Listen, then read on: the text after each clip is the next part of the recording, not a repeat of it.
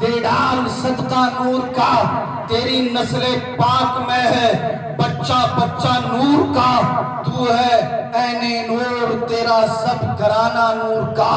سیدہ آمنہ فرماتی ہیں میں حاملہ پریگننٹ ہو گئی، مجھے خبر بھی نہ ہوئی، کبھی کوئی گرانی نہیں، کوئی تکلیف نہیں، کوئی درد نہیں، کوئی بھاری پن نہیں۔ عام طور سے حاملہ ہونے کے بعد عورتوں کو جو تکلیفیں گرانی پریشانیاں ہوتی ہیں، سیدہ آمنہ کہتی ہیں مجھے کوئی تکلیف نہیں ہوئی۔ پہلے مہینہ لگا تھا، خواب میں فرشتے آئے، کہا آمنہ مبارک ہو تمہارے گھر میں اللہ کا محبوب آنے والا ہے۔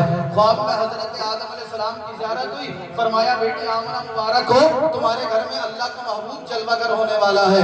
آپ فرماتی ہیں 9 مہینے گزر گئے، اب وہ وقت قریب آیا کہ سرکار کی ولادت باسعادت ہونے والی تھی۔ اب آپ دل تھام کر سننا، سیدہ آمنہ کہتی ہیں جب سرکار کی ولادت باسعادت کا وقت قریب ہوا مجھے گھبراہٹ ہونے لگی۔ جیسے ہی گھبراہٹ ہوئی زمین سے ایک پرندہ نمودار ہوا، اس نے اپنے پروں کو میرے سینے پر پھڑپڑایا، بے چینی اور بے قراری دور ہو گئی۔ آپ کہتی ہیں مجھے پیاس لگی، ایک فرشتہ شربت لے کر حاضر ہوا، جب میں نے وہ شربت پیا تو دودھ سے زیادہ سفید اور شہد سے زیادہ میٹھا، مشک اور عنبر سے زیادہ خوشبودار تھا۔ میں نے پیا، میری پیاس دور ہو گئی۔ پھر آپ فرماتی ہیں میری نظروں کے سامنے سے حجابات ہٹا لیے گئے، رأیت ثلاثۃ علما، میں نے پھر 3 جھنڈے دیکھے، ایک مشرق میں، ایک مغرب میں اور تیسرا کعبہ کی چھت پر۔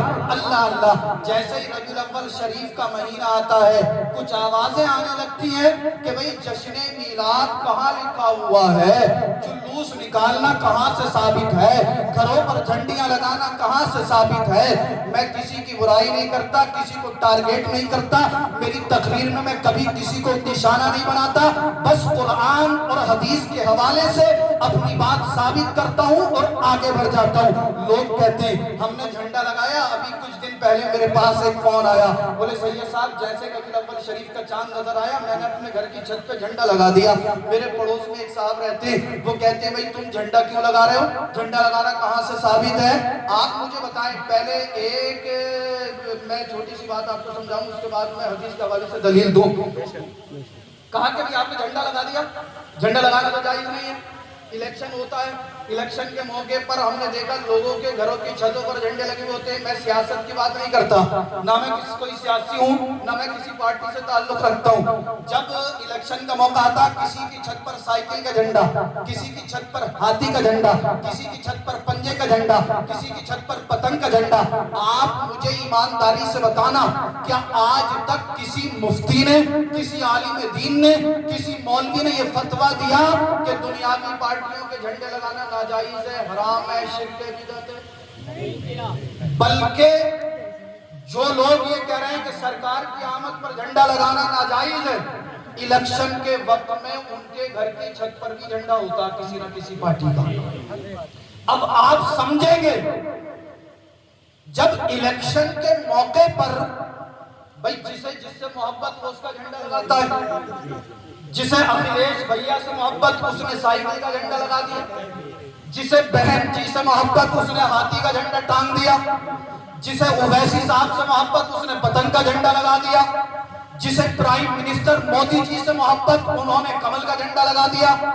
آج تک کسی مفتی نے یہ فتویٰ نہیں دیا کہ ان دنیاوی پارٹیوں کے جھنڈے لگانا ناجائز ہے۔ اب بات سمجھ میں آ گئی، جب دنیاوی پارٹیوں کے جھنڈے لگانا ناجائز نہیں ہے، جائز ہے، تو پھر جس جھنڈے پہ سرکار کی آمد مرحبا لکھا ہے وہ جھنڈا لگانا کیسے ناجائز ہو سکتا ہے؟ میں تو اتنا ہی سمجھ پایا، جسے سائیکل سے محبت اس نے سائیکل کا جھنڈا لگایا، میں منع نہیں کرتا، جو سائیکل والا ہے سائیکل کا جھنڈا لگایا ہمیں کوئی پرابلم نہیں، جسے بہن جی سے محبت وہ ہاتھی کا جھنڈا لگائے کوئی پریشانی نہیں، جسے پرائم منسٹر سے محبت وہ کمل کا جھنڈا لگائے کوئی دقت نہیں، جسے راہل گاندھی سے محبت وہ پنجے کا جھنڈا لگائے کوئی پرابلم نہیں۔ ہمیں سمجھ گیا، میں سمجھ گیا، میں سمجھ گیا، جسے جس سے محبت ہوتی ہے وہ اس کا جھنڈا لگاتا ہے، مگر اے میرے سنی مسلمانوں تم اپنی قسمت پہ ناز کرو. جسے راہل سے محبت وہ پنجے کا جھنڈا لگائے, جسے مودی سے محبت وہ کمر کا جھنڈا لگائے, جسے اویسی سے محبت وہ پتن کا جھنڈا لگائے. الحمدللہ ہمیں رسول پاک سے محبت ہے.